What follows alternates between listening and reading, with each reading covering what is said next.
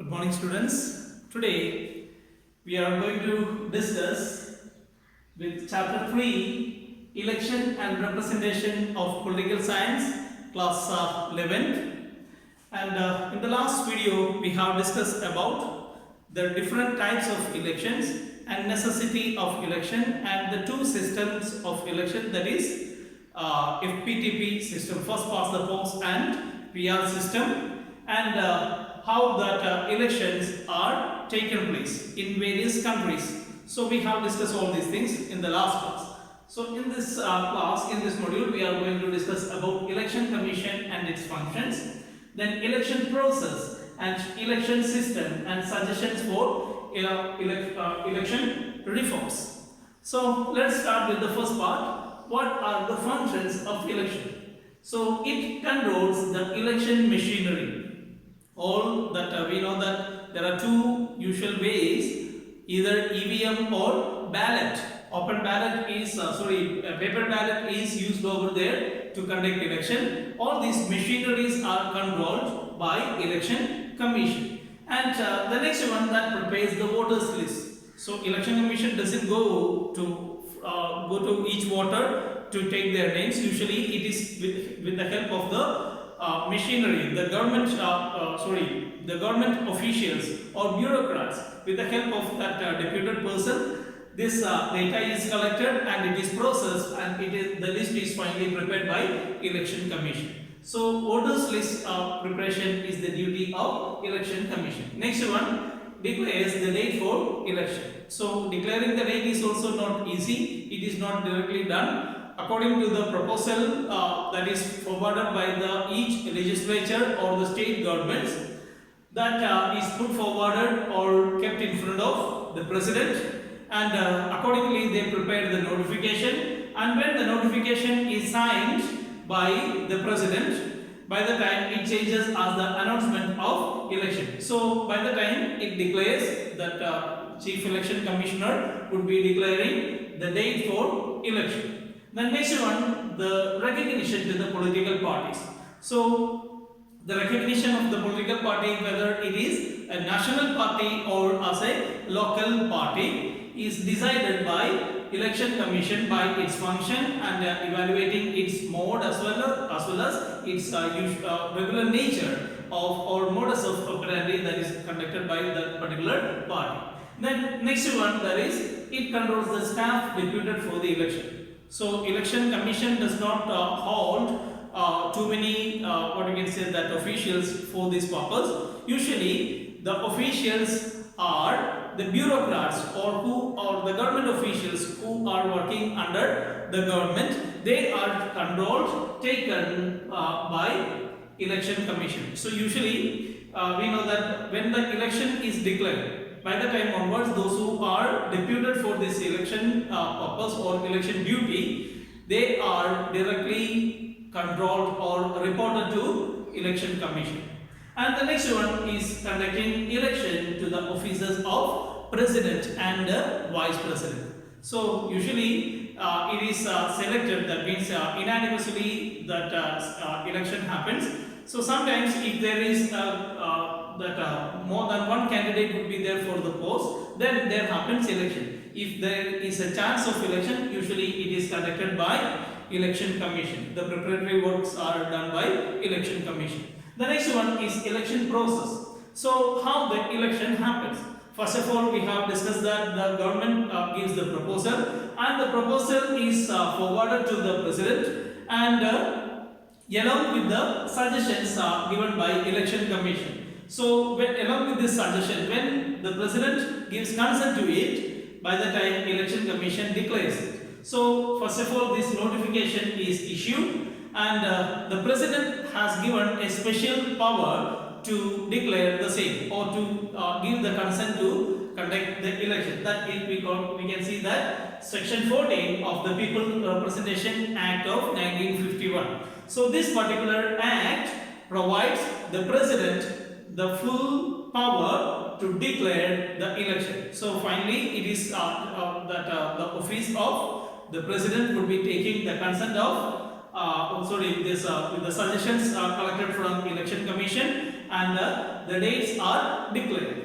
And then after that, the Election Commission officially comes out to declare the election dates or even the election process. If there is any change, all these things would be declared by this time. And then the last one, smooth and fair conduction of election. That is the last process. Then finally, we can just see that what is the election system followed in India, that we have already referred, that we just follow the system as one representative from each constituency. So that means one representative from one constituency. That system we call as FPTP system.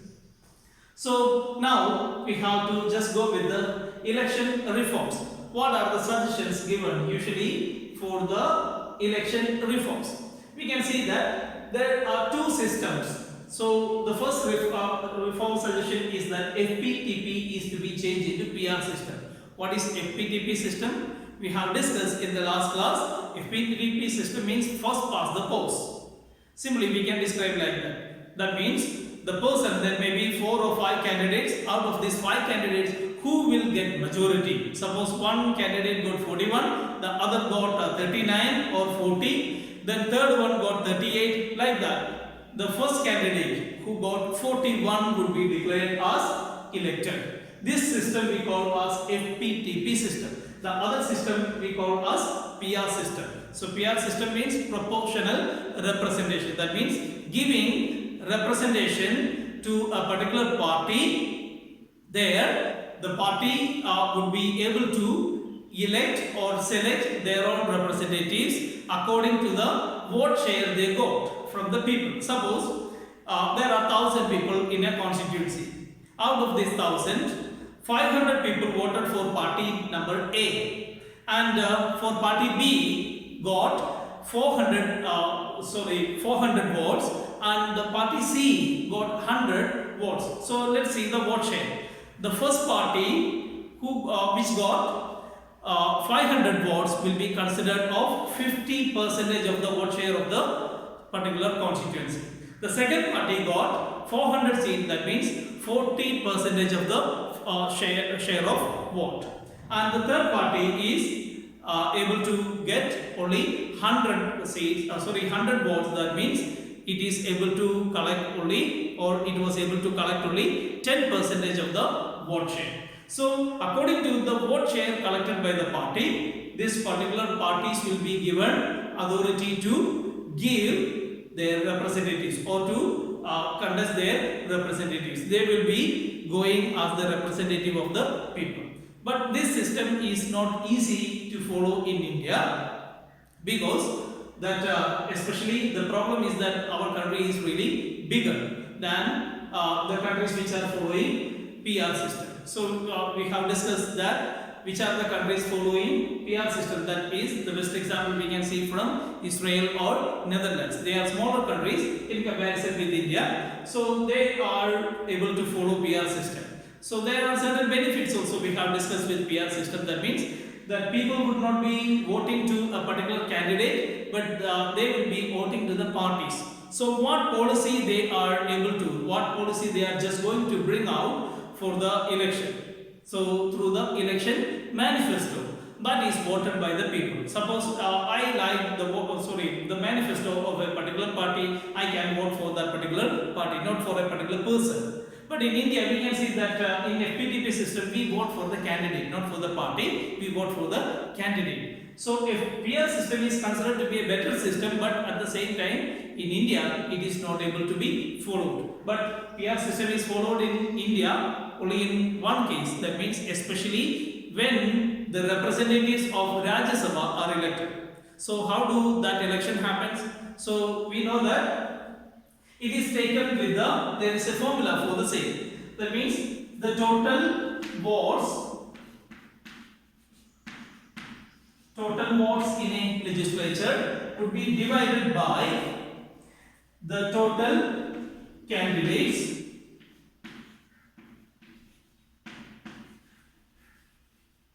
plus 1. Okay, it will be added with 1. Suppose The total vote share in a legislature is 200. Then the total candidates are 4. Then plus 1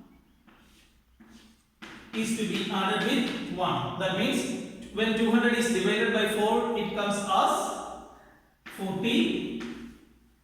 Okay, 40 plus 1, that is 41 would be the number. Suppose a particular party, Congress and BJP or even BSP, that Congress got 41 members in the particular this constituency, and BJP got 82, then and BSP got the other number 39, and suppose the other party got the other vote share. So then Congress, since it has 41 votes there, it is able to contest or it is able to send one representative from the group.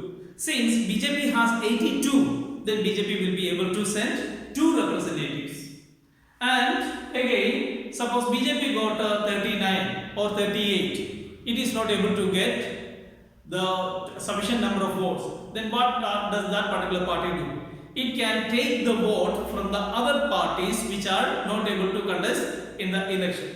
So that particular party's vote share can be transferred. That means this is we call as transfer of votes. So in PR system, the transfer of votes is possible, but in FPTP system, transfer of votes are not possible. So their transfer of votes will be there, and together with that particular parties, the BSP's candidate or even SP's candidate can be declared elected. That means there will be 4 candidates from that particular legislature. So this is the way usually PR system is followed in India.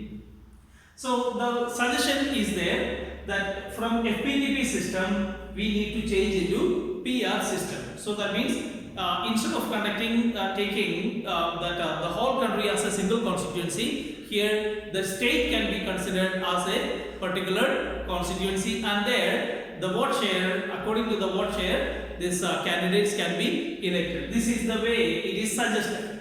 And second one, control money and muscle power. We know that it is the part of corruption, money and use of money and muscle power. So nowadays we can see that it's all over India. We are just witnessing the same. That is, when one particular government is elected by the people, it will be using money or bribing with some other MLAs or even other people from or other representatives from the various parties would be bought over there. So they will buy people, and they will be turning down the government which is formed by the majoritarian party, the party that got majority share of majority